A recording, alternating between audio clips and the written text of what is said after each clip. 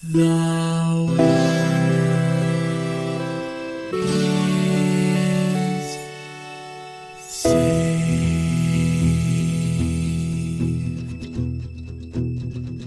The living room's dark, save for light being cast from the big TV screen and the imminent sunrise that's teasing the one starry sky with whispers of morning.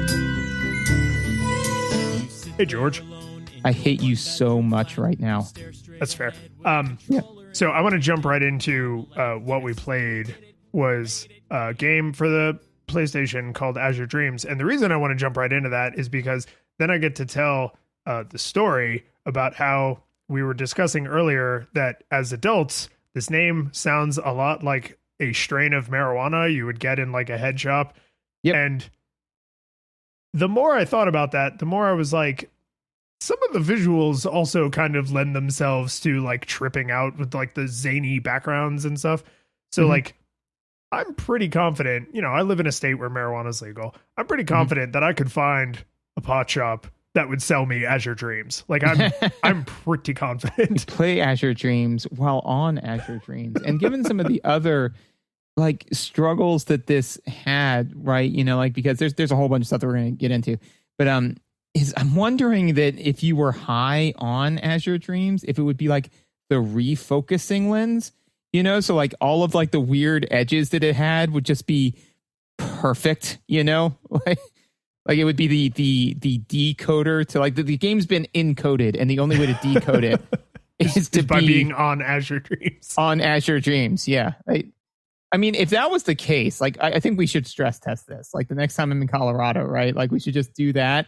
And then kind of be like, did it work? Yeah. Well, we're going to wake up in New Mexico and just be like, did we do it? Did we Azure Dreams? I guess the question is, would you expect it to be like salt, where it's like a flavor enhancer? So like if someone loved this game and then they were on Azure Dreams, would they love it even more? And if someone didn't like it, would that move them up to like being ambivalent about it? Or is it like a diametric thing where it's like, oh, if you love this game, and then you are on Azure. Now you know what I mean? Yeah. I think what I'm saying is we're going to have to do a lot of tests. Yeah. So many tests. No, I think for me is I think that the way I'm envisioning it is that it's realigning. So like if you like Azure Dreams already, your mind is already fragmented to the point where like this game is like makes sense in its current form. If not, then you know what it is it's either it's like Aqua Teen Hunger Force, right? Where like yeah, okay, I'm with you. Right. Because that's the thing is that like Aqua Teen Hunger Force, like we would enjoy it, right? But like if you were in an altered state, either drunk or probably high or exhausted, like that's what brought it into that. But there were some people that we knew that found it funny all the time. But those people, even when they weren't drunk or high, kind of always seemed a little bit like they were drunk or high. So it's that's the one thing. The Azure Dreams is the Aqua Teen Hunger Force of JRPGs. Yeah. I just want to make sure, and you know this, but I want to make sure our listeners know that we are good scientists. And so we will have an oregano control group that won't know they're on the placebo Azure Dreams. Yes, exactly. Of course. Yeah. June 30th, 1998 is when this game came out. Which is, I'm always, I know this is like a stupid thing, but I always think it's interesting when I'm like, oh, we're releasing this episode right near like an anniversary of when this game was released. So it's like we're off by like a week and a half, but it's like a fun coincidence. Yeah. No, it's which is like Joe incidents with a J. Yeah, that's what it is. So I think your Nostalgia Goggles experience for this one is going to be pretty concise. This is a game I played with one of my childhood friends. I remember it very fondly, and part of what was interesting about this game to me and like why I really wanted to go back and play it eventually was I didn't understand at the time that this game is sort of like ActRaiser, where it's got disparate mechanics that don't necessarily go together, but then they're made to play off of and sort of feed into each other. Because like ActRaiser has the platforming action segment, and the city builder segment, but you get more powerful by doing the city building. So the platforming segments are easier if you worked harder on the city building segment, right? This game is more mechanics, but they're all also fairly shallow, and then it's about kind of how they play into each other. So I definitely didn't get that as a kid. And also, I'm pretty confident I didn't know what a roguelite was, when I was like a teenager. So the fact that this game is also a roguelite was completely lost on me. And, now coming back to it as an adult, I'm like, oh, like I have the vocabulary to describe this mess now. Neat. Yes. So, yeah, no, I mean, I did not obviously have any nostalgic goggles experience for this game because I was on the right side of the console wars, as history has clearly borne out. But no, the nostalgia experience that I kind of have for this, which is weird, is that this game made me, and I'll speak to this more like when we're actually doing our analysis, is this game reminded me of like the protozoic portion of like 5 different games I liked when I was a kid, So because it has a lot of different, as you said, disparate mechanics. So I would be playing it and I'd be like, man, I really want to go back and play The Sims. Man, I really want to go back and play, Rogue Legacy. Man, I really want to go play any of the games that like took one of the things and then did it really well. Yeah, deep on fewer things instead of shallow on a bunch of things. Exactly. Yeah. So that was kind of like the weird part for me of the nostalgia experience was, it's kind of like eating cake with like cucumbers in it, and you're just kind of like, man, I miss cucumbers and hummus and delicious birthday cake like my mom used to make, but I'm eating cucumber cake. But this is neither of those things. Yeah, this is neither of those things, but it's making me think fondly about both of those things. Now that it's shill o'clock, and we're trying to make this a bit more of a concise shill o'clock so that we can get to our amazing patrons, give us feedback on the feedback form or on Twitter. Links to those are actually in the show notes, and they've always been, even though we joke about nothing being in the show notes. There's also a game list on the website. If you want to see what is kind of like coming up for the next cycle, you can get in on that. Come watch me on Twitch. I play these games, often accompanied by a lot of swearing. If you want to do something nice for us, you can leave us a rating and a review on Apple Podcasts, or you can just recommend the show to someone. And if you really want to go above and beyond, we do have a Patreon, and you can support us on Patreon.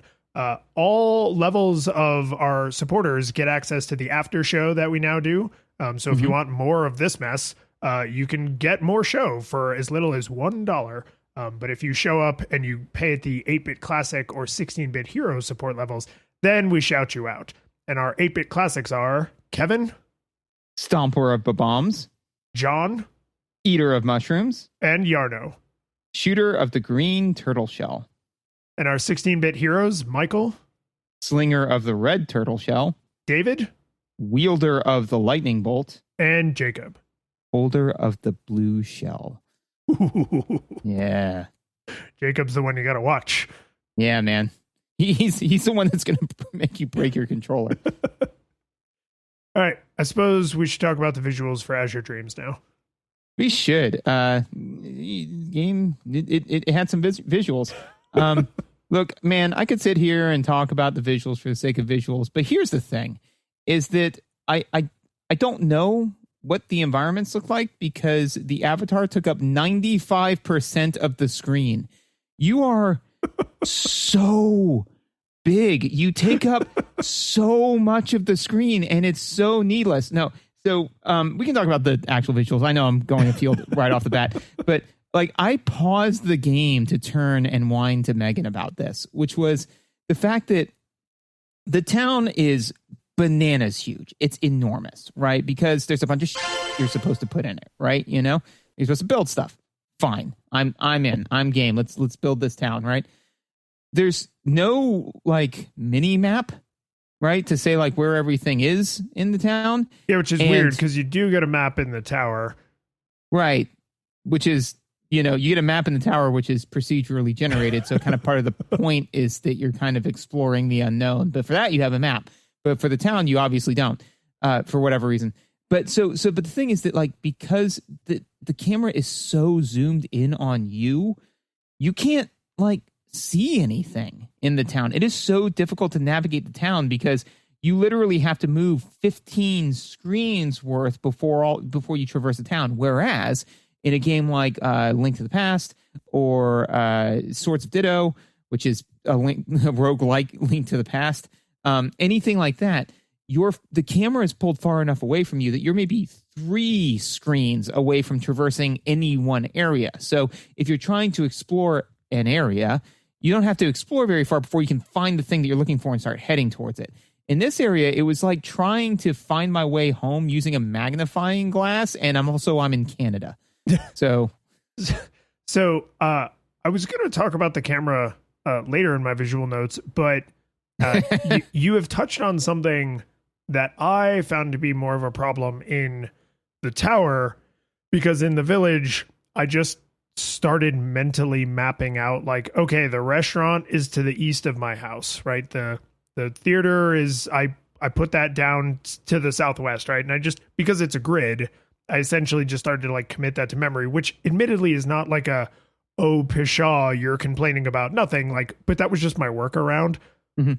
The thing that I'm realizing I suffered from in the tower, but is equally true in the town, is so you can rotate the camera.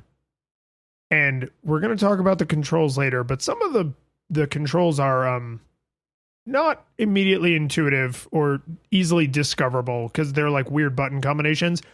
And one of the things you can do with the camera that is so obscure, I literally forgot about it, is you can angle the camera.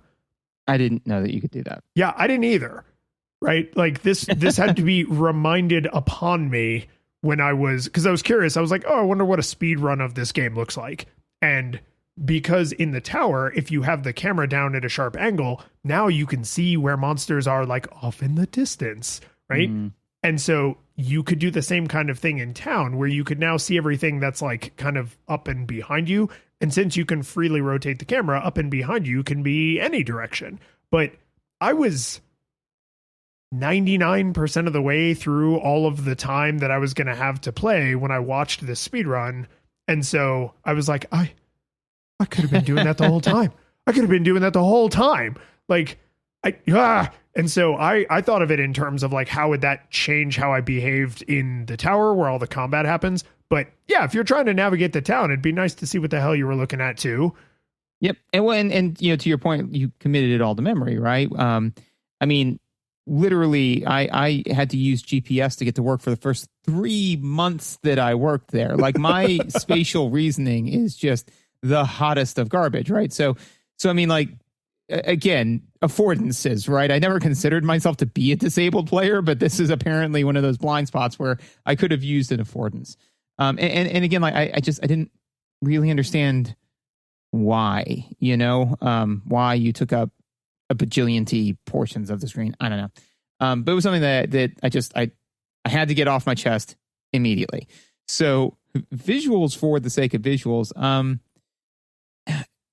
mean, they're fine. They're, for me personally, they were nothing wild to write home about. It's faux 3D, right? It's what it's called, it's billboarding, right? Yeah, all the characters are 2D sprites, so they're all billboarding. Some of the monsters are actually 3D models, but I think some of them are not. All the environments are 3D models, so I mean, it's a mix. It's very of its time, where they were like, crap, the PlayStation's better at pixel art than it is at polygons, so we're gonna use pixel art a lot. Yep. Yeah. So I mean, and that in and of itself, I'm fine with. I didn't really have any notes there.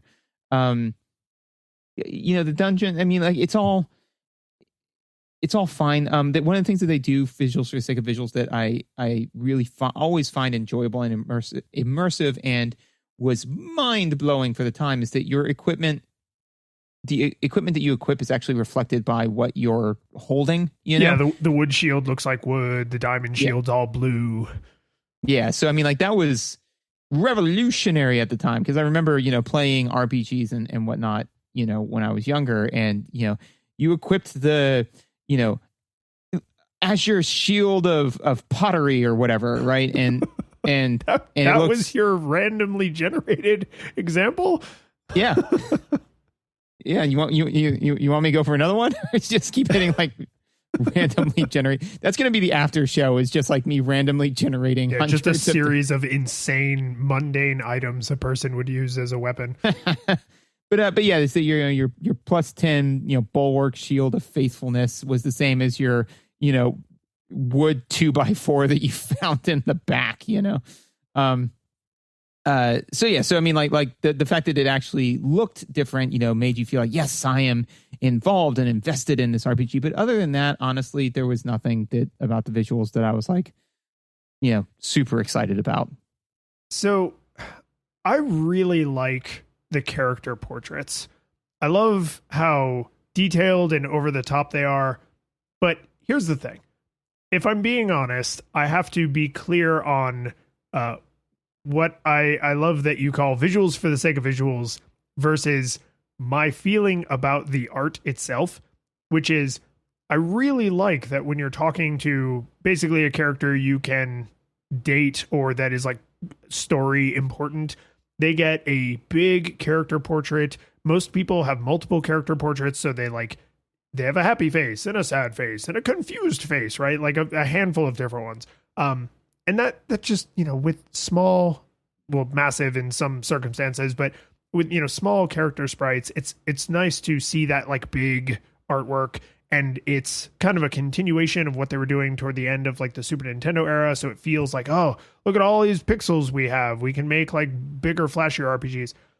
That all being said, I don't love the execution of the art style itself on a lot of the character designs, because they essentially feel like what you would get if you described anime to someone who had never seen it, right? Because it's like, okay, so what do you want the characters to look like? Well, I want them to be like, kind of like stylized comic booky sort of characters, but like anime characters. Oh, I've actually never seen any anime. Okay. Big hair, big eyes, weird clothes that make no damn sense. Like, just imagine no sense of uniformity in the way people dress. Like, there's no obvious culture for this incredibly insular, homogenous group of people. Somehow they have not settled onto like clothing. And that's fine if then someone with like good art direction goes and takes care of that. But these characters all look just a little off, like just a little bit uncanny. Like the irises are a little too big. The hairstyles are a little too insane. The clothing is a little too meaningless. Like it's just, I don't know. Like but it's all like well executed, right? Like if you asked for this, then you got it. But it's just, I don't know. Something about it just hits my eye wrong. Yeah.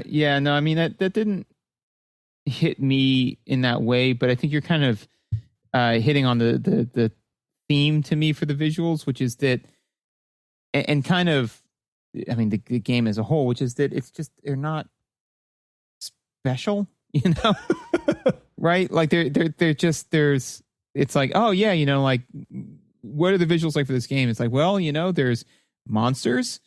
They look like monsters, of various shapes and sizes and designs, the people, they look like anime people, they look distinctive enough, but the minute that I stopped thinking about them, I stopped thinking about them forever, it just I feel that this game was kind of like well, to a degree like The Sims, but in a way like, what was it, Second Life, where it's like, you can do anything in the game, and it's like, you can. But there's a limited amount of money for any project. So when somebody said, hey, I need to, I want to make like a procedurally generated dungeon. I mean, at the time, like people said, a what? And then it's like, okay, cool, we got that down. It's like, oh, and it has to have this part and this part and this part, and it has to have anime characters, and it has to have like fully drawn art portraits, and it has to have these different character models. It has to have this. It's like, I don't know, man. I'm just gonna like literally the character models look like it's somebody's first pass. You know, like nobody. It looks like what's his name? The dog from Itchy and Scratchy, Poochie. It looks like the first patch that they made of Poochie. But before they cooled Rostify him. Yeah. Before they Rostify him by about 15%.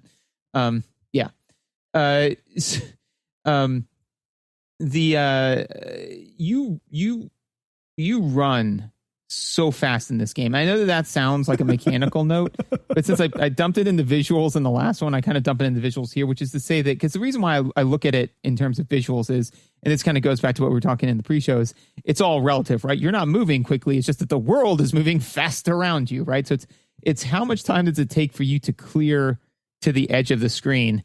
And I remember during the tutorial, which we'll get to, it said, hey, like, because I'm walking around, I'm totally okay with the pace that I'm walking at. It's like, and you can hit circle to move faster. Wow. I mean, just, I get that there may, because of the way it's procedurally generated and the way the exploration works, there may be times when you would need to backtrack and you would want to backtrack quickly.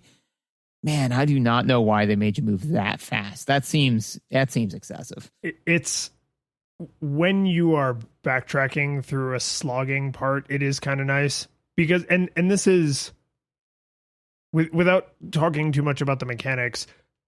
When you are in the tower, which is where you really go into maximum overdrive, technically time is only moving when you are taking an action. And so you're never running. What you're doing is taking turns at like 1,000,000 miles an hour, right? Right. It's like if you were playing like a Civilization game and you just like mashed next turn as fast as you possibly could. And it's like, oh my God, hundreds of years are passing, right? For me, it was it would be like when you if you said, okay, we're going into rounds, the night passes uneventfully. It's like recorded in rounds, so it's just kind of like 6 seconds, Yeah. But then when you're in town, you move normally. You can jump, you can you can move, normally with the D-pad, or you can run, and it's not just speeding up time. It's actually your character running. The whole world doesn't move faster. So I think it's almost weird that they were like, well, when you're in town, you got to move normally. But when you're in the tower, you're kind of always in combat. So the combat rules just apply 100% of the time in the tower, and they apply 0% of the time when you're in the town. So yeah, the run, I mean, it's disorienting, like how fast you move. And the thing is, if you sometimes go blazing into a room, you may step on a trap, right? Because traps still trigger when you're moving at full speed, but you don't pick up items when you're moving at full speed. So it's like, and you can like go, barrel assing into a monster or a bunch of monsters. Like there's a lot of risk in moving that fast, but it's so like insensitive, where it's like you're either moving at your slow speed or plaid. There's like there's no third gear. There's ludicrous speed. It makes me think of, this is slightly tangential, but back when I was a wee dungeon master, of the age of 15, right? And I was playing with friends. This was before we all came to the collective realization that Dungeons and Dragons is collaborative storytelling and not about making the numbers go higher, because unlike in a video game or an RPG like this, where you actually have to play the game to make the numbers go higher, you can just make the numbers go higher whenever you want the numbers to go higher, right? So what's the point? This was before that. So I was drawing a dungeon out on a map. And so they were like, we opened the door, and I say like, okay. And then one of my friends took his D4, which represented him, and just plopped him in the middle of the room I hadn't drawn yet. And then because he wanted to get to search the room first, because then he would get first shot at the loot. And so then the other friend, not to be outdone, also plopped their D4 in the middle of the room. And I said, all right. Everybody who's in the room, make a reflex save. And they said, against what? And I said, you don't know. You just went barreling into a room that I hadn't even drawn yet. Your characters could not have looked at the room. The room is barely in existence in the universe. And they were like, and so I made them make a reflex save and a constitution save. And then they said, well, what was it against? And I said, don't worry about it. And then I would just make them make Constitution saves at whatever frequency I wanted to, just to, keep them at a sense of dis-ease. But yeah, it feels like this is the video game version of that, which is that you can very easily go barreling into a room that you have no idea what's in there, and then all of a sudden realize, wow, I'm pretty wildly screwed. This was not the call. They try, again, not to go too hard into the mechanics, but like they try to account for this in a way that I wish they'd gone harder on, which is if you get within a certain distance of a monster, you cannot continue running. What you can continue doing is walking at normal speed. And every step you take at normal speed is one action, which advances time inside the tower by one action for everything inside the tower. So what I wish they had done is when you are running at full speed, as soon as you come into like, I think it's like 6 squares or something of a monster, that it stopped you.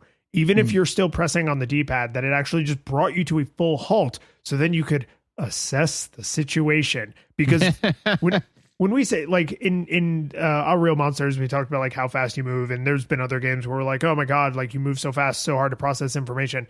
This is not that. This is you could not possibly react fast enough. Correct. Right? Yeah. It's that fast. So to reduce you from impossible to react speed instantly to okay, but things are still happening speed is like a concession, but it's not enough. Like they really should have brought you to a full halt because you're moving that fast.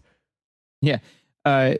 It makes me think of Futurama where, and I'm going to butcher this quote, but where, Leela's piloting the ship and the ship goes, warning, out of fuel. And she goes, that's not a warning. A warning's supposed to happen before the bad thing happens.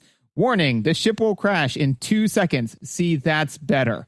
It's like that, right? Where it's just kind of like, I imagine that before people were going barreling directly into monsters and they were like, well, we got to make this better. We'll give them like a 2-second heads up while they're, running all over the place. So the one other thing that I've got some other like throwaway notes, but the one other thing I wanted to make sure I touched about was, for me personally, the HUD was not intuitive. No. Yeah, I didn't like, I was sitting there because the tutorial is the tutorial for this game. So it doesn't help. But yeah, like I was kind of staring at it and I'm like, okay, so I get the 1F, first floor. That makes sense.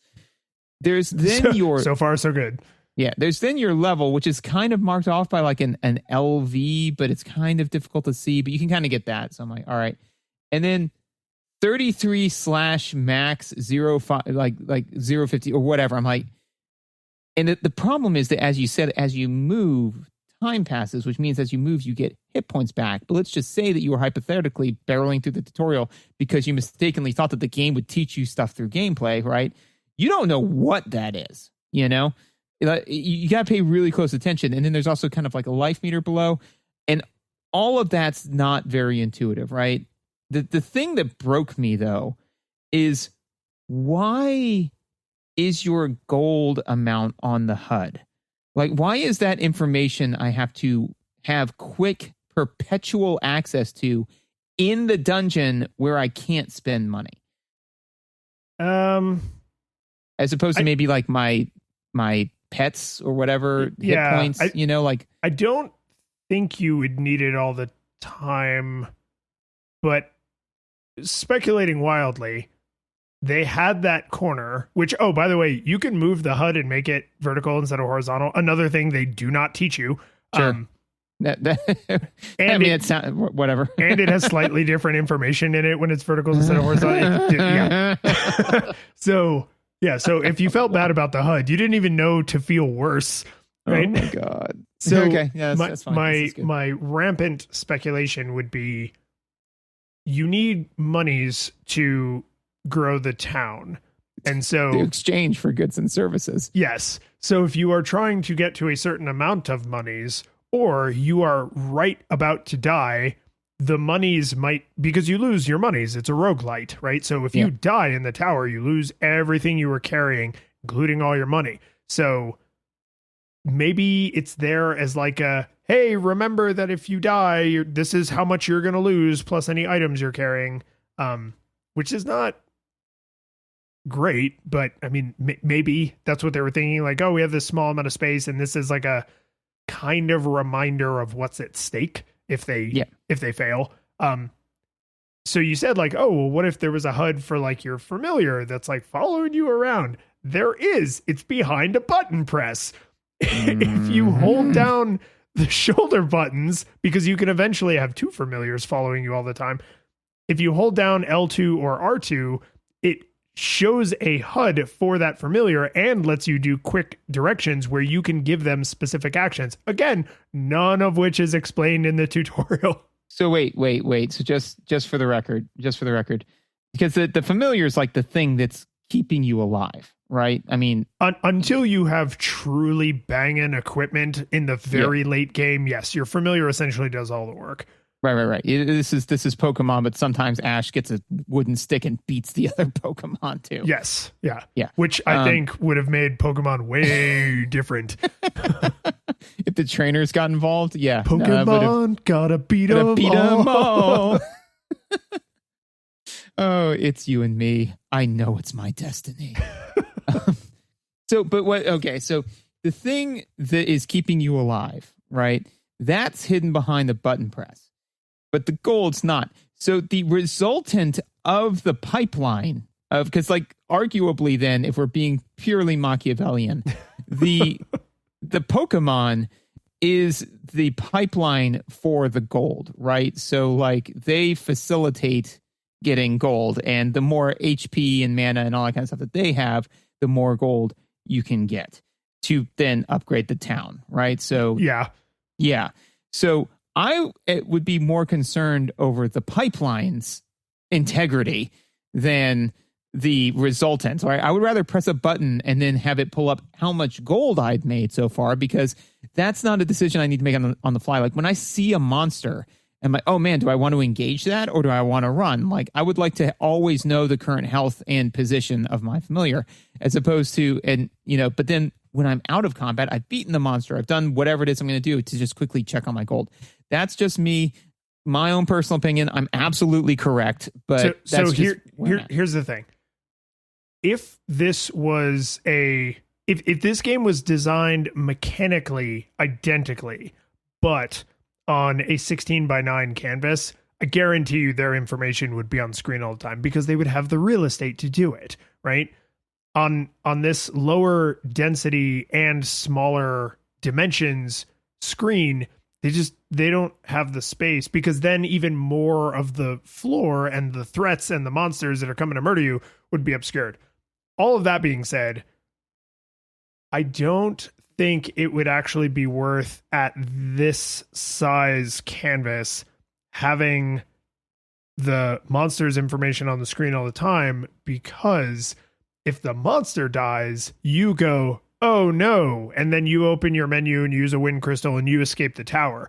If you die, you lose everything. So knowing how close you are to death is arguably more important than knowing how close your monster is to death, because if your monster dies, you are instantly in a near panic-inducing failure state, but you haven't failed. You're on the failure spectrum. If you die, then you failed. You lose all your gold. You lose everything. So maximizing for Ash's health seems weird instead of Pikachu's health, but given what's at stake, I guess it's probably the better choice.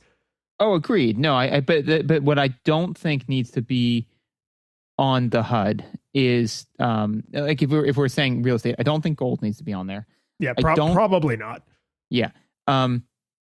You could even make the argument that the floor doesn't need to be on there, because it's not that dynamic of information, right? So it's like you can tell me what floor I'm on when I get to that floor, and again, you can tell me it when I access my menu if I need to have that information, but it's not something I need to be aware of all the time.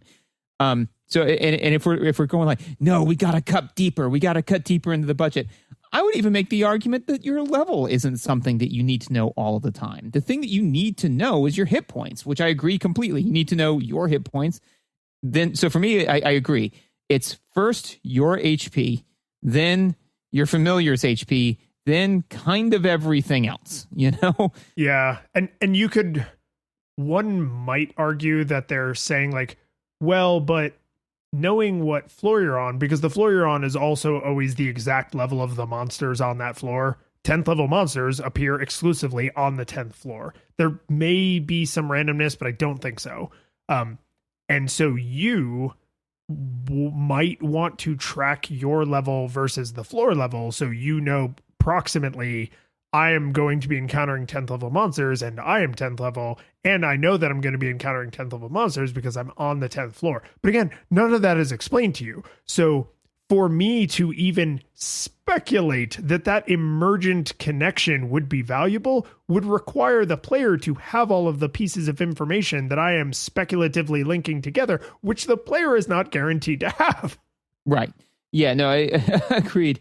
And for me personally, I think that, and this is just something I'm kind of like coming to as we're talking, but like, is that the main things you want on a HUD is rapidly dynamic information, like information that is likely to change moment to moment. So that way you don't have to access a menu or anything like that. So if when you level up, it's like, hey, you leveled up, then, you press the button, double check, be like, I'm on floor 10. I am now level 10. I should be good. Even if you had just a very, very small icon that either had like a green up arrow, a yellow dash line, and then a red down arrow. That said, like am I greater than or equal to the floor or the monsters on this floor? Yeah, because the math that you're chugging, we got computers to do that for us, man. I don't math. But anyways, that was I've got a couple of other throwaway notes, but any other big things you want to hit? I did want to mention, because I kind of talked about, like, you mentioned billboarding. I like the HD pixels kind of thing that came into life at this time in history, because I don't have a very high fondness for low poly. Like, I've played a lot of low poly games that I love and I will play again, but when I go back to an old game and I'm like, oh, thank God, they just drew sprites. Like, yep. that to me just ages so much better. So the fact that they optimized for pixels over polygons, I think was a good choice. Even if I don't personally love some of the artistic direction, I think pixels over polygons good. The other thing I want to shout out, because this is going to come up again similar in audio, is the visuals in this game are extremely samey for like the first 50% to 2/3 of the game. And here's what I mean by that. The tower is a roguelite. So the floors are randomly generated, the treasure that's on each floor, the monsters that are on each floor, but within parameters. And one of the parameters that's fixed is the like theming. So like, oh, the first 10 floors have this tile layout, this background color, and this range of monsters can show up. And then the next 10 floors, and it goes up to 40. And I think it changes. I don't think it's every 10. I think it changes on a weird interval, like is it 5? I think it's 5, but yeah. But continue. But it changes.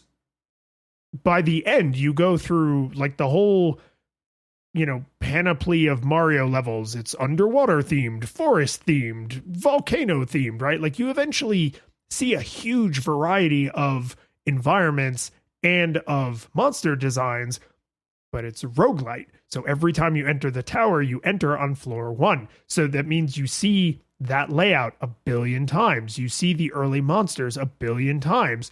And if you are struggling to advance, if you're struggling to understand the mechanics, if you're doing anything that is slowing your progress, then you're going to see those early floors even more times. So the game actually has tremendous variety in monster design and like the layout theme, theming of the different floors, like kind of by section, but you don't get to enjoy that for like the first 50% of your playthrough, which is unfortunate, because if someone was like, oh yeah, I gave that game a try, I played it for a minute, but it's just the same thing over and over. And it's like, I can't argue with that, because yes, from your point of view, it was the exact same thing over and over, but just around the river bend, there's all this variety. But oh, by the way, you got to really work hard to get to all that variety. So it's like, why did you put in all of this thoughtful like art direction and then some of your players will never see it. And it's interesting. Two things. One is that I saw a video. I forget who did it, but they were basically saying like one of the reasons why the ending to a lot of video games, like especially like 40-hour experiences, always seems kind of phoned in is because it's the very last thing developed. Not because it's the ending, but because it's the least important, because the smallest percentage of your player base will actually see it. You know? Sad. So they're like, right? Isn't that like kind of a weird, but it's just like, yeah, they just tack the ending on because they're so worried about the stuff that 90% of the people are going to see, that the end of a story, the story to Mass Effect, right? Where it's like, yeah, but not a lot of people are going to see that. They're going to see all of these other stages and these events and the multiplayer and all that kind of stuff. So there's that, which is interesting. And you raise an interesting point, because one could make that argument about any roguelite or roguelike, right? But I agree with you that it is worse in this one, because the concept is the same for like Enter the Gungeon, but it didn't bother me in Enter the Gungeon. And I think that the reason why is, and we can get more into gameplay, but is because this one is turn-based combat. It's inherently longer, you know? It's longer, it's slower, you have more time to drink in the visuals, whereas Gungeon, crap happening constantly. And the layout of the rooms is like 4 walls and the tile floor, right? So it's not like, oh, when you take a second to drink in the rich visuals, like it's this super interesting. You're walking on a George Lucas walkway with no railing that's just floating in multicolored space. So, you know, I mean, it's fine. Like it's even an interesting visual, but when you're staring at it, then yeah, which is interesting. I hadn't thought about that. The throwaway notes that I have is one. I get it. I get that your familiars are also monsters. I think it is dumb as hell to make them both red dots on the map. Like, I get it. and they even call that out. They're like, but I'm a monster, so I'll also appear as a red dot. Yeah. And it's like, I mean, I get it. Like, logically, that makes sense. But I'm also in the middle of a tower hovering in the nothingness of space. Like, do we need hard logic on the Well, and you know why they do this, right? Because there are traps that separate you from your monster. And it is far more panic-inducing when you see several red dots on the map, and one of them may be your friend and the others might not. I'm not saying that that's a good mechanic, but that's why they do it. Dumb. Anyways, disagree. 0 stars on Yelp. Would not recommend. The angel that introduces you to all of this is like nightmare fuel. Like, why? Like, I would pay money to have somebody go into my head and rip that memory out, Total Recall style, and replace it with a low poly version of anything in the world. Than that angel. Anything would be fine. Yeah. So thank you for reminding me about the opening, because I actually forgot to write this in my notes. So, did you recognize what this opening is literally shot for shot? What? No. Yeah. It's the opening to ActRaiser. Yeah. ActRaiser. Right? Thank you. I was just blanking on the name, but I was like, I know the tune. So it's so the opening to ActRaiser that when I first booted the game up to make sure everything was working, I was like, oh, this is kind of how ActRaiser starts, with like an angel talking to you, telling you like, hey, you're going to go down to Earth. I was like, yeah, I bet a lot of Japanese games start like that, you know, kind of spiritual, like you're a spirit and you're like, now you're going to go and like live your life. Right. But I mean, it's an angel like in the clouds. Like that's a kind of a weird coincidence. But then it also does the straight down mode 7 spinning like into the top of your house, just like it into the levels in ActRaiser. It does the thing where it's like straight down camera spinning. And I was just like, okay, this is the opening to ActRaiser. Like someone really liked ActRaiser, which is fair. It's a great game. Someone really liked ActRaiser and was just like, that's how we're going to start our game. Well, especially because this game has a lot of similarities to ActRaiser. I imagine them be like, to me, it's kind of, if you watch the Steven Universe movie, there's kind of the intro scene to it. And I remember either I turned to Megan or Megan turned to me and we said like, man, this opening's a lot like a Disney movie. And then it opens to like the storybook opening up like in Cinderella or in a Sleeping Beauty or something like that. And I was like, oh no, they're in on the joke. Yeah, and that's very possible. Maybe it is an intentional homage because they never talk about any of that again. Like you never see the angel, right? You never go back to any of that. One other example I have of this. So a game that we should play at some point, Guacamelee, really great, interesting, fun game. But at one point, like you get a ability that allows you to like uppercut in the air, and they want you to go through a thing where you jump in the air, uppercut in the air, and then like side dash in the air and then plummet straight down. And you have to do that a couple of times consecutively, like through like these very narrow areas. And Megan said, man, this is just like Celeste, you know? And I was like, this is a lot like Celeste. And right as I said that, spray painted in the background was a strawberry. I'm like, oh no, they know what they're doing. Like it's okay now. They're in on it, you know? So that was a thing. So yeah, the angel, oh my God. And then finally, and this is probably one of, if not the most juvenile note that I have ever had on the show. Okay, I'm ready for it. Yeah, if you turn your character model sideways, because there's an idle animation, right? You know, he's just hanging out, doing his thing. There is no version. There is an infinite number of universes, and there is not a one where he is not masturbating. Like he is absolutely just, I mean, it's what it looked like to me, to where I just turned him sideways and kind of giggled to myself for about 5 minutes. Again, not proud of it, but it happened. So I appreciate your honest vulnerability. Yeah, I mean, he does kind of like, I think it's supposed to be almost like a neutral, like an idle animation in like a fighting game. Kind of like a 1 foot back, like hands sort of at the ready. But it's not.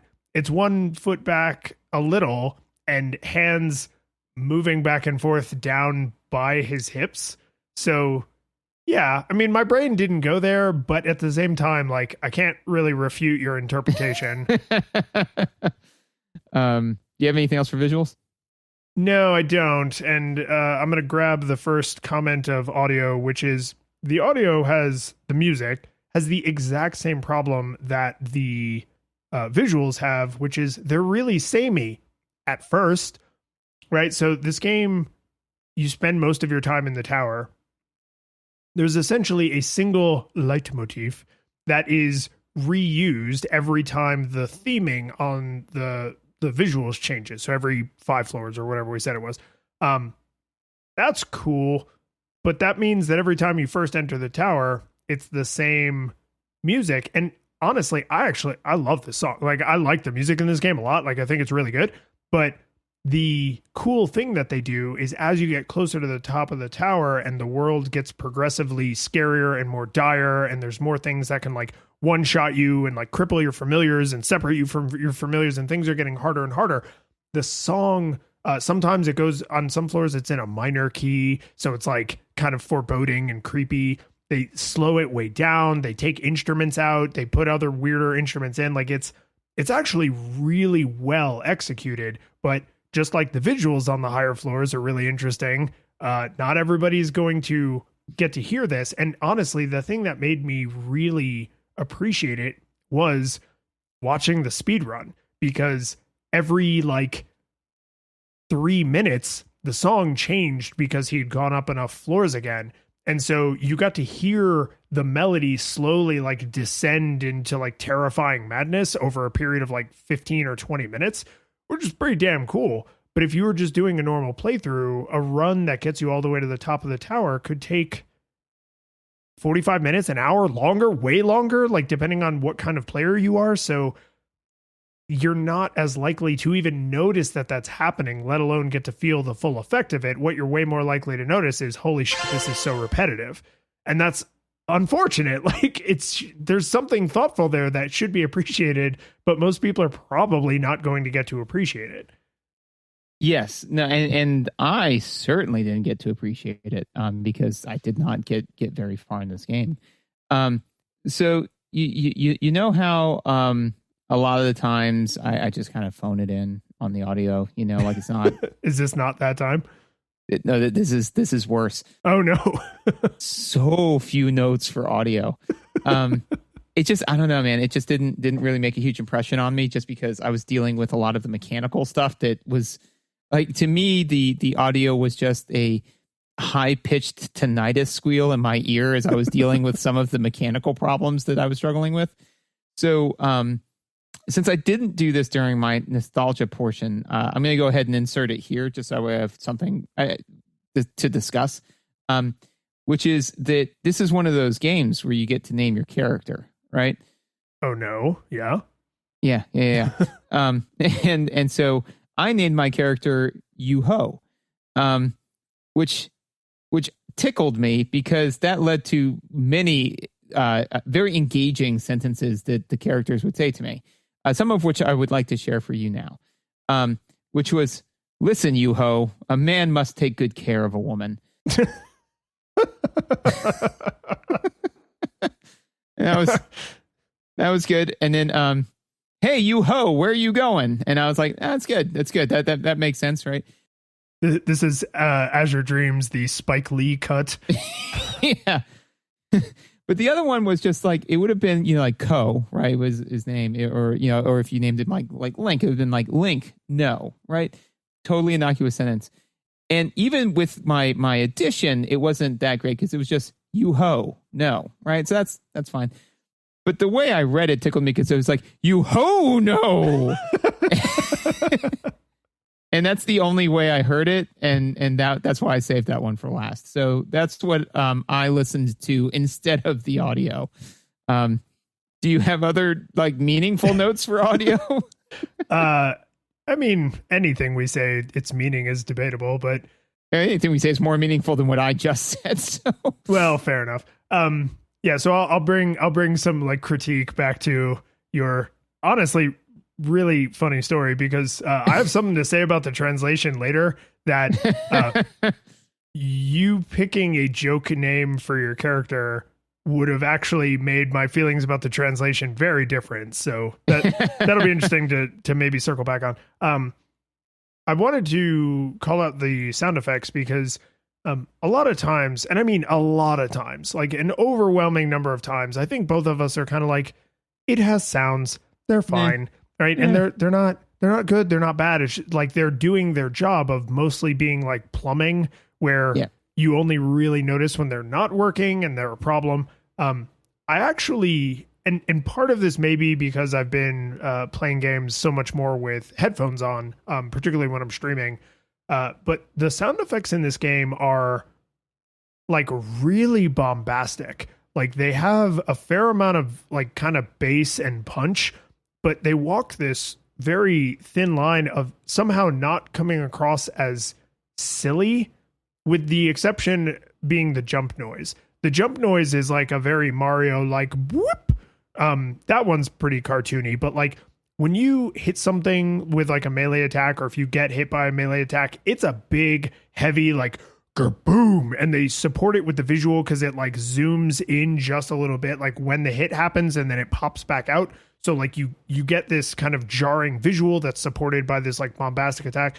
The magic spells have some, again, like kind of almost cartoony bombastic, like the magic gathering, and then like a big like swooshy fire noise, or like a wind cutting noise, or like a big splashy ice water noise or whatever. And like I was legit impressed. Like somehow none of these feel full on Looney Tunes, and yet everything feels like oversaturated. And that's a tough like, line to balance on, where you don't fall into, oh, everything is so cartoony and ridiculous that it never feels serious, or that you don't you're not so afraid of falling into cartoony that you dial it down to they were operating at or near expectations. Like saying we want them to be over the top and we want them to have a lot of punch, but we don't want them to be Looney Tunes. Yeah, we don't want it to feel like, oh, the next monster I fight is going to be Daffy Duck. Like that's too much. And I don't know exactly what qualities make something straddle that line successfully, but like you can feel it in your brain and your heart, right? Like you just, every time you land like a heavy hit, and when you land a critical, it's like the extra like kaboom. It just feels good. Like the sounds feel good. I think it's probably like that would be the TLDR. Like they feel right for the art style, for what's happening on screen. The sounds enhance game feel. Yeah. It feels good. Yeah, no, and again, for me, the sound effects were mostly plumbing. I could not focus on any of that because I was just struggling. So like it's kind of like saying, hey, there's a very, very nice dessert that I'm serving you that has this very, very distinct, it's a little bit bitter, but it's also a little bit sweet, and they kind of have this like pas de deux of, like dancing upon the tongue, and this great thing. But there's also like this air horn going off in the distance that is saying, and is giving you really weird information. It's like the air horn goes off and then says, like, warning, you must wear flippers on your hands, warning. And you're like, why? What? Hang on. And then somebody's like, but what do you think of the dessert? And it's like, oh my God, that's right. I ate a dessert. This game had sound effects, like it's that's kind of where I was at with it. If you don't have anything else for audio, I think that would be a good segue into oh yeah, no, we're not going to top flippers on your hands. So controls and mechanics. So I don't think that you can talk about any of the controls and mechanics without first discussing this game's onboarding program. Also known as the tutorial, right? Oh man, I want to start calling it that at work. Like people, that's the problem, man. Is people should stop referring to their onboarding programs and start referring to their tutorials.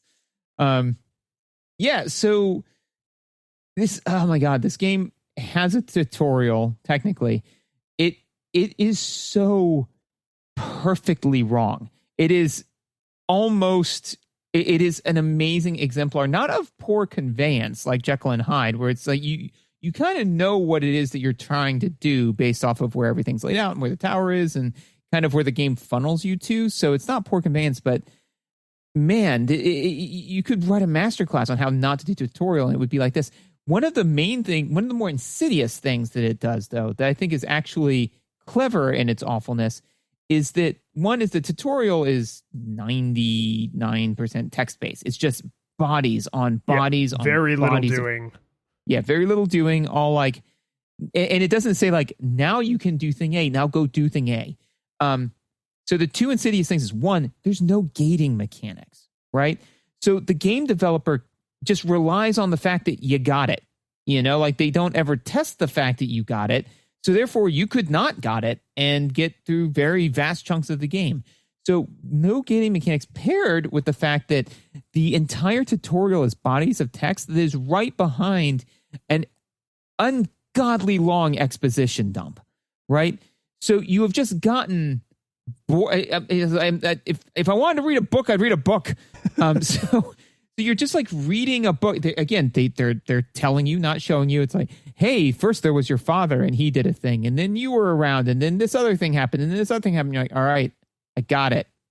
Fine. Just let me experience some of the emotions of these things, as opposed to just telling me that all this stuff happened, that you fell into the nest full of Gundarks. No, let me see Obi-Wan and Ben and Anakin like be friends. Don't just tell me that they were friends, right?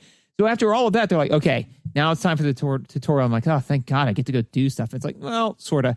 We're going to make you read a whole lot more. I'm like, I'm already done reading. I'll figure it out.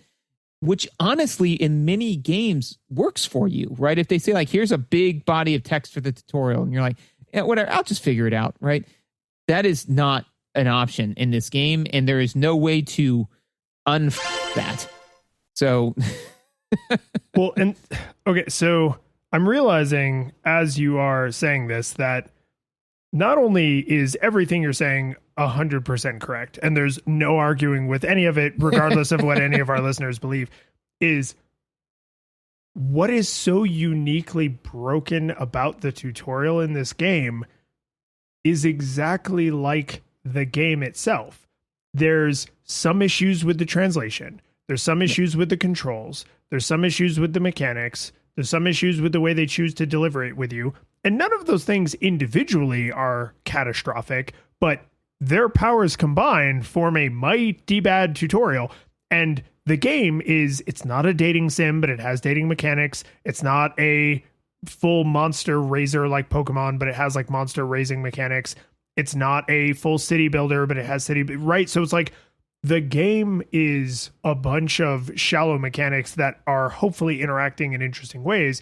And the tutorial breaks not because of any, like the engine didn't fall out, but it's like, oh, one of the tires is kind of going flat, and also we're low on gas, and also I don't know how to drive, and also like it's really dark and the lights are out, right? So it's like any of these things individually we could probably deal with, right? And I want to share a story with you. One of our listeners sometimes plays through some of the games we play, which is truly awesome. Anyone who ever wants to do that, like, please, like, play through the game. You can see on nostalgiagoggles.audio, like, the upcoming games, like, play along, like, share feedback ahead of recording. That's awesome when people do that. So this listener was playing through, and they died during the tutorial because the tutorial allows that to happen. And if you are... I died during the tutorial.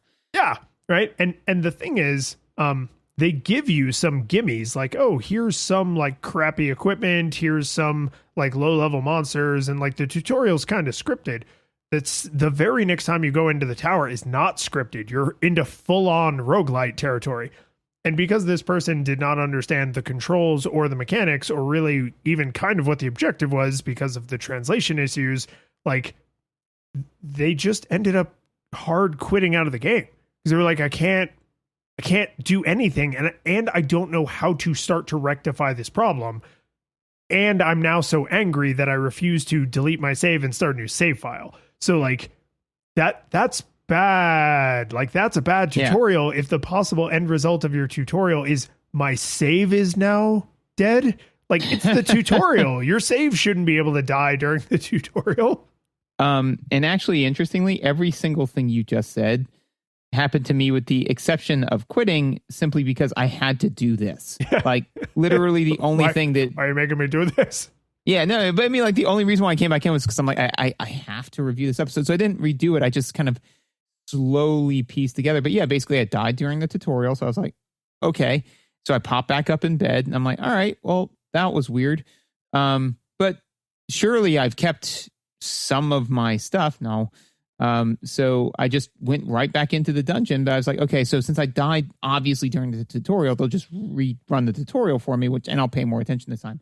Nope. So the gimme monster that you had, like, he's not there. He's back at your house in a back room that you have to kind of figure out is back there. And so I just went into the dungeon. I'm like, oh, I don't have a monster this time. Well, that'll be fine. I'll just level up. No, that's not how that works. And so I was just completely lost. And yeah, and to your point, I agree completely, which is that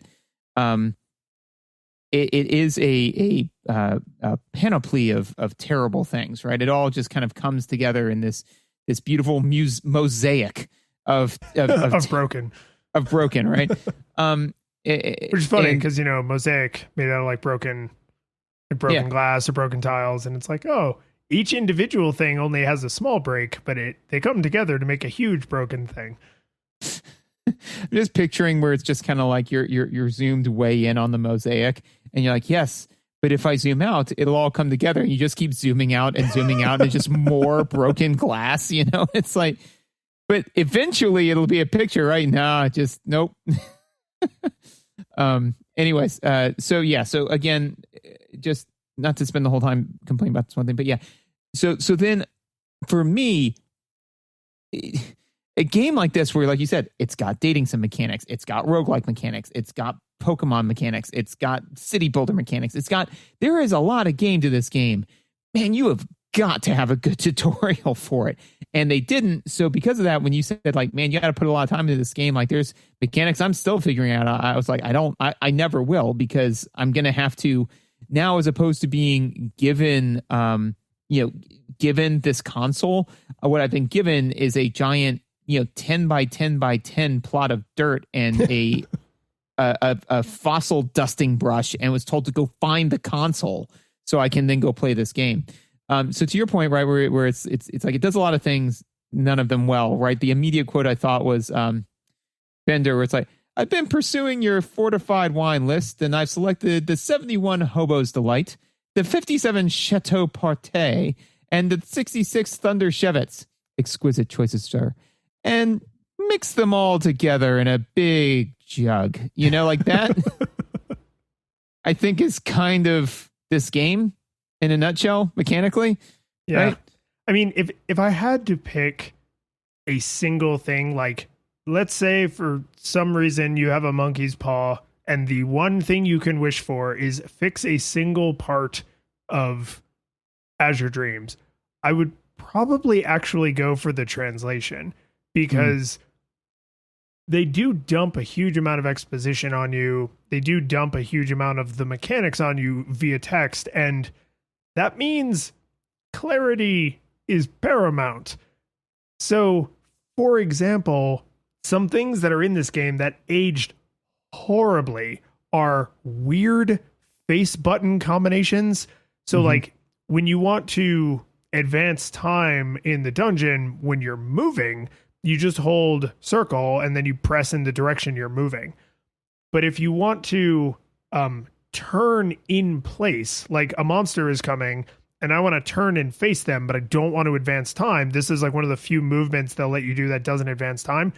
You hold triangle and circle in place to advance time, but just triangle to change direction. So you have Did not know that. Yeah, and they do explain it to you in a single poorly translated sentence that if you miss, it's just gone like tears in rain, right? So like you can move at super speed using circle.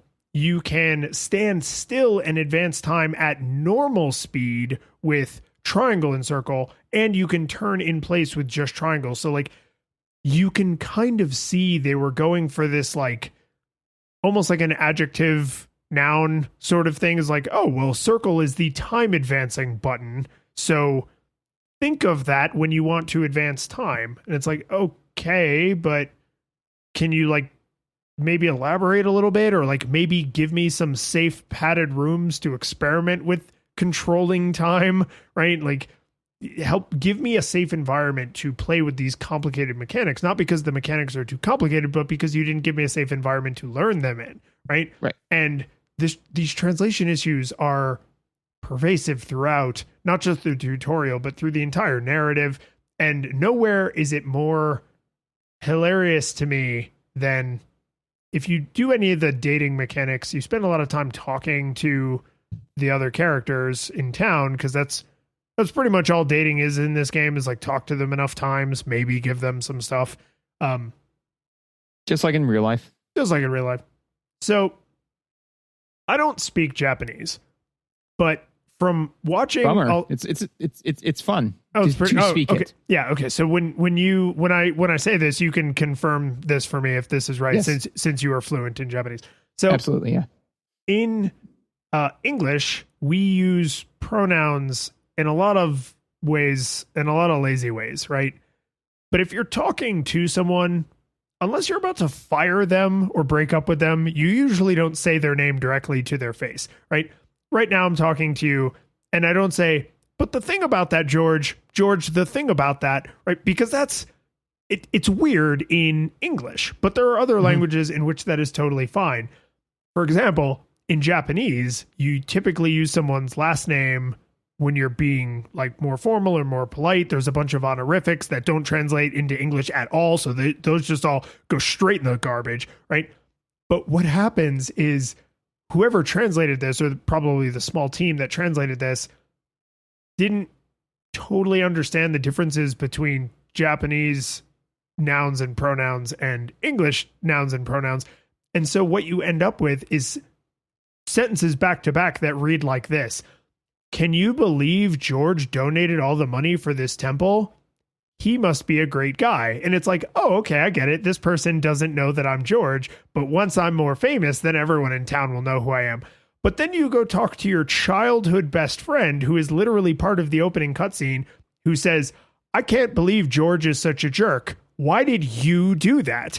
And it's like, to a native English speaker, that hits the ear so wrong, wrong, that you spend a lot of mental bandwidth just parsing that sentence. And it's like, does she not know she's talking to me? Oh, okay, she does know she's talking to me. Now imagine a floating Pikachu trying to explain the insane button combinations, but all of your mental energy is going into parsing pronouns. Like, that's not, you're not going to have a good time. Like, it's really bad. Like, I don't know. I must have had this game explained to me. A human being, my childhood friend, must have explained this to me, because I can't imagine I parsed this out on my own. Yeah, actually, I agree with you completely. In fact, one of the things that I said to somebody a while back, which is, I was like, if you ever want to speak down to somebody, simply put their name in the middle of a sentence, which is, it's just kind of, if I said, like, here's the thing, I don't think we're going to be able to do that, If I said, here's the thing, Lions, I don't think we're going to be able to do that, right? It just completely changes the tone. And one of them, I'm just, relaying information, maybe being a bit of a jerk. The other one, I am demeaning you, so yeah, no, absolutely agree completely on that. I think that that the fact that somebody has to sit down and show and teach this game to you is, to me, I agree completely, 100% co-sign that. I kind of have a note that I think kind of links into that, which is that this, for me personally, right? The gameplay itself, the combat, right? So this is a predominantly combat-centric game, right? But it's like strategy combat. It is. It's strategy combat, but especially in the beginning, it's just like, from my seat, because of the garbage tutorial, I was like, I don't know, walk up and wail on the thing, right? I'm sure it gets more complicated as you go on, but, and then it's like, oh, well, depending on where you place your Pikachu and where, like, how you tell it to attack and like a million other things, again, all buried behind this obscure wall, and that you're not allowed to really toy around with it and then clearly see cause and effect. I mean, Minecraft dumps you into the middle of nowhere to just kind of play the game, right? But it'll kind of tell you, like, hey, try combining these things. Hey, check this out, all that kind of stuff. So I say all that to say that, to me, the gameplay itself, the combat, isn't very fun. And the reason why I mention that is, if you find it fun, then that's great. But to me, I think the main draw of this game, as is in many RPGs, is the stuff, right? So it's leveling up, it's upgrading the town, it's the brain reward that you get for getting money that you can then exchange to upgrade the town, from talking to the person, whatever, right?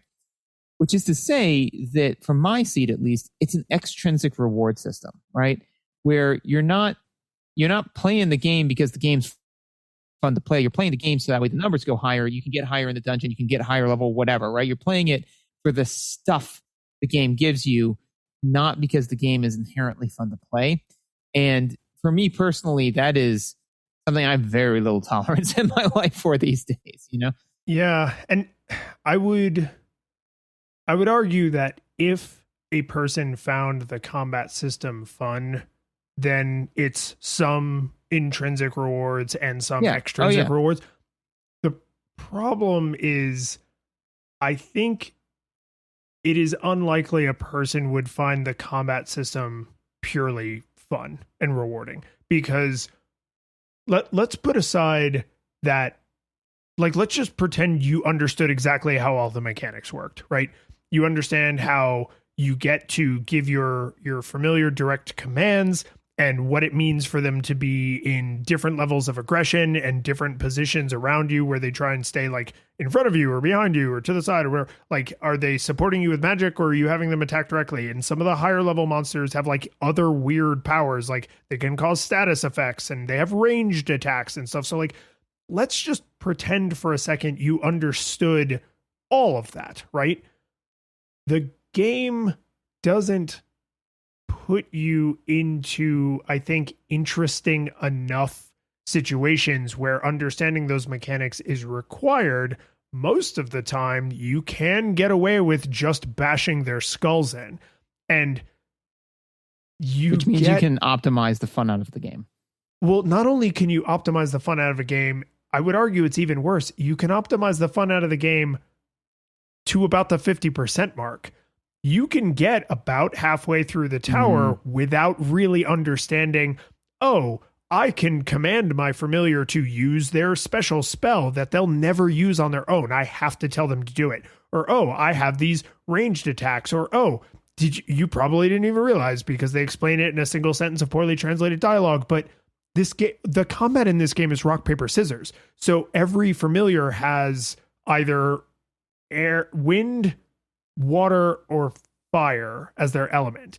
And it super matters. I'm talking like 0.5 to 1 to like 2x in terms of damage dealt and less damage received. So, and there are ways you can modify what their genus, I think is the term they use for it, what their genus is by like feeding them seeds that change their element.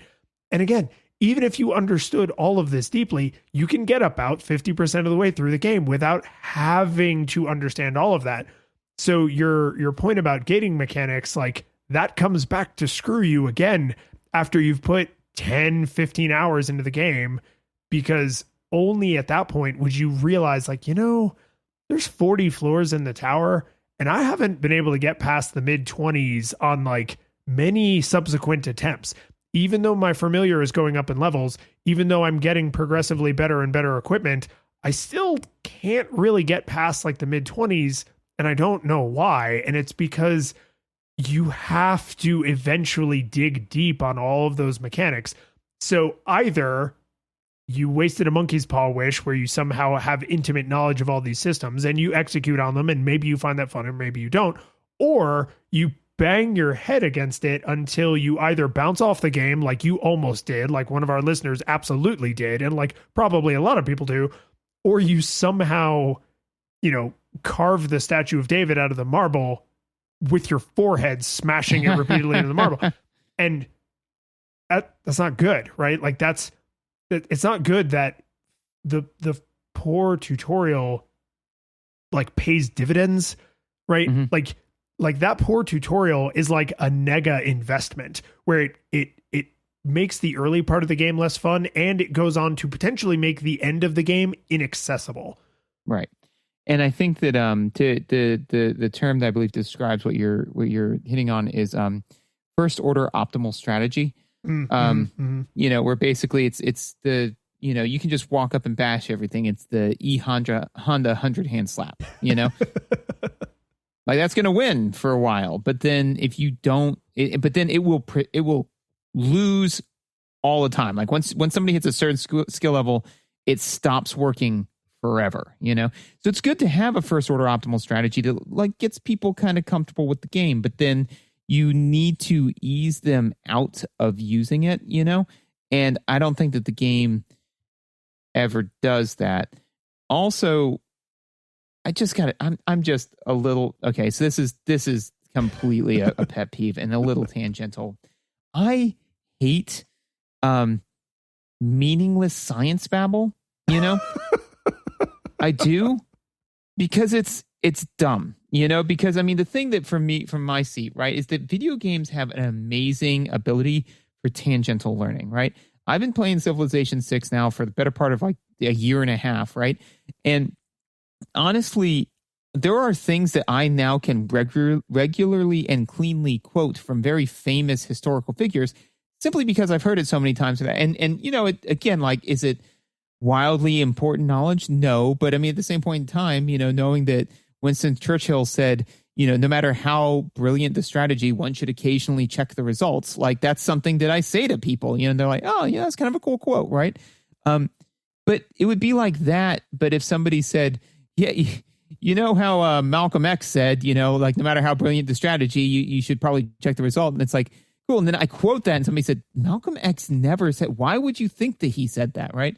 I say that to say, changing your genus, that's just dumb. I don't like it. It's such a weird thing to complain about, but like, you can say changing your element, changing your, type, changing your anything, but it's like changing your genus. It's like, because genus is before species. So like, that'd be a pretty quantum friggin' shift in what this thing looked like, behaved like, and could do, Yeah. I imagine it would be painful, and maybe it is, but I'm just saying that it's not. Why use that word? I mean, well, the god awful translation strikes again. Like because I wouldn't be surprised if in Japanese it is element. Yeah, and then they were like, yeah, but it's genus. Anyways, again, more so, I don't think that this was deliberate or anything like that. I'm just more so using it as a soapbox for whenever somebody says, we need to travel at relativistic speed so we can go back in time. Like, no, not even. I mean, no, that's not. No, it's not. It's just not necessary. It's if you're using science magic, then make it magic. Star Wars hits that elegantly, where it's like, we're going to use the hyperdrive to go into hyperspace, and it's like, cool. So you're just basically bamfing from place to place. It's great. Star Trek, on the other hand, says like, okay, we're going to try to actually do good by the science. But then when they're not, they do make it up. Subspace is not a thing. So they're like, subspaces are magic. Whenever we need to clutch something, we're going to use subspace. If we're going to use a real word, it's going to be the real thing. So all that being said, like whenever I hear somebody say something dumb, I'm like, that's not, nope, dislike. Do you have any other big heavy hitting notes? I've got just basically the extrinsic reward system and how it's kind of like Skinner box-esque. The only other throwaway note I have is there's some ludonarrative dissonance in the fact that when your father died in like this place, but then when you die in the place, you still get kicked back to your house. There is a sort of explanation, like there's I believe you. Yeah, not everybody who goes into the tower dies permanently except the hero who has plot armor. Like there is, I don't remember exactly how they explain it in universe, but there is a big bad who murder housed him, and so he died under like non-standard tower conditions. And the one other question that I had for you, because you definitely got to put more hours into this one than I did. Do they ever explain that the mom is the save point? I don't think so. I think you just have to talk to your mom and actually go through a dialogue tree, which is, I need you to do me a favor. Yeah. No, didn't know any of that. Literally had to look up a tutorial that I saw that and I was like, oh, honestly, it's the Simon's quest of friggin' trying to untangle this video, right? But it's just like, oh, I guess that, definitely some games do that where it's like, oh yeah, you talk to this person and they chronicle your adventure and that's your save point. If you want to do, what is that called again? The, diegetic saving system. Yeah, write your adventure into the journal. Yeah, like download your mind into the computer or whatever dumb thing, that saves the game. Like, fine, whatever. My favorite one was always Borderlands, the way they handled that, because they were so tongue in cheek about it. Are you clones? Yeah. You you get kicked back to the nearest like checkpoint. And it just immediately clones you and charges you for it. Yeah. And tries to give you like a psychological breakdown over it. Yeah. No, I mean, because it always has like something cheeky. It's like my two favorites were always, don't think about the fact that you are a genetic clone of your original self who died the first time that you used the new you system. Do not think about this. That and the remember, a hero dies 1,000 deaths, a coward dies just one, or something like that. That's good. That's a good like reversal.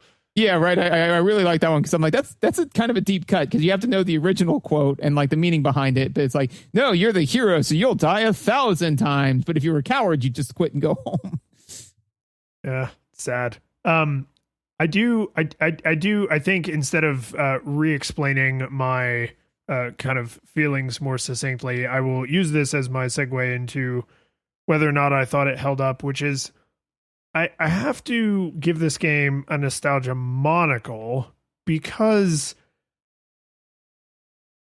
I really honestly and truly believe that if you fixed the translation and had really good, tight explanation of what the hell is going on, that would fix the majority of the I don't know what the hell I'm supposed to be doing problems, because the tutorial is not good, right? Like, it's just not. But if they at least gave you the information, then maybe you could attempt to be successful instead of pushing buttons randomly, having to ask your friend or look it up on GameFAQs, right? So like this game, and I'm going to segue a little into like my personal feelings and not be as objective as possible, is like, I want more games like ActRaiser and like this to exist, where instead of saying we're going to take one or two mechanics and go super deep on them, we're going to take a bunch of mechanics and make them interact in kind of like a virtuous cycle, right? So I think the core game loop, you could argue, is go into the tower, get money, use it to make the town better, get someone in town to fall in love with you, because once they fall in love with you, they give you stuff that you can bring into the tower with you, right? Because you can only go into the tower with 5 items. So then you go into the tower and you can do a little bit better because you have better monster and you have stuff from the person that you made fall in love with you. So like, you go in, you get more money, you make the town better, people like you more, they help you be more successful in the tower. So there's this like idea of a virtuous cycle where none of those individual mechanics are very deep. The monster raising is not very deep. Dating sim super not very deep. Combat strategy stuff inside the tower is like, it's interesting, but it's not super deep, right? It's not friggin' chess. It's not StarCraft, even though everything looks like a chessboard, right? It's not super, super deep. But I like, let's take a bunch of flavors that no one really thought to put together and see if we can make an interesting new dish from these disparate ingredients from disparate cultures, right? And it's not great. Like, it just, the dish you get at the other end of it is like, maybe there's a reason these ingredients didn't go together. But I really and truly believe that this game would move out of nostalgia monocle territory, at least for a certain kind of player, certainly for a player like me, if you just knew what the hell was going on. And because of the translation and because of the way they choose to convey information, which is then magnified by the bad translation, you either got to know, or somebody's got to tell you, or you got to look it up in an external source because the game won't teach you. So I know in my heart of hearts, this game probably deserves a full nostalgia goggles, but like, I want more games like this to exist. So game devs, nostalgia monocle, please do better. That's fair. For me, it's full on nostalgia goggles. This game is chaotic neutral, probably chaotic evil for me, right? You know, but the thing is that, so to your point, I feel that to me the poor translation and the poor onboarding, the poor tutorial, kind of pushed me further into nostalgia goggles territory, just because it's like there is an amazing party on the other side of in like your roommate's room, but you're like right outside of it drinking warm beer and like a half-eaten sandwich, you know, like there's so much to be done and so much exciting on the other side of the door. And you're like, can I get in there? And they're like, no, figure out how to solve this Rubik's Cube. Then you can come into the room and you're like, but I never had to do this before. And it's like, no, it's fine. And then by the time you're done solving the Rubik's Cube, you're so frustrated with it that you open the door and everyone's gone home for the evening. And, there's just two people, like playing beer pong, but they're both terrible at it, You know what it is? You were invited to a party that sounded like it was going to have a little bit of everything, but the directions were terrible.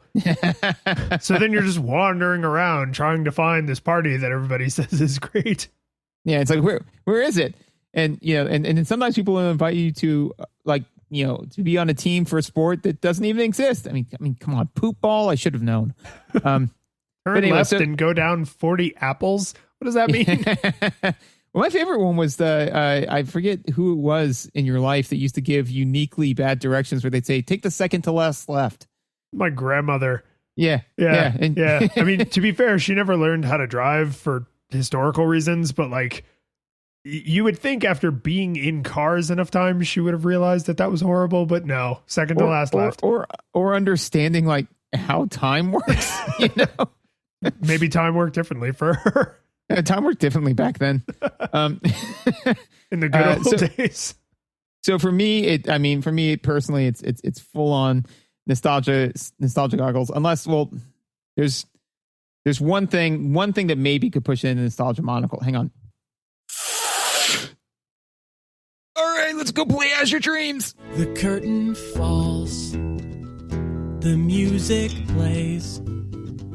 The credits roll, then it all fades to black. And you're left by yourself. The fanfare is gone.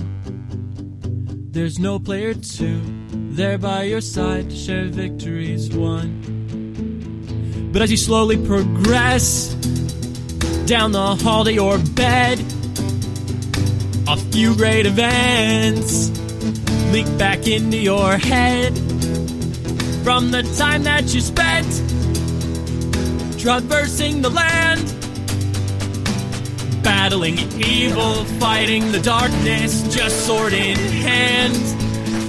Your memories creep in with the edge of a smile.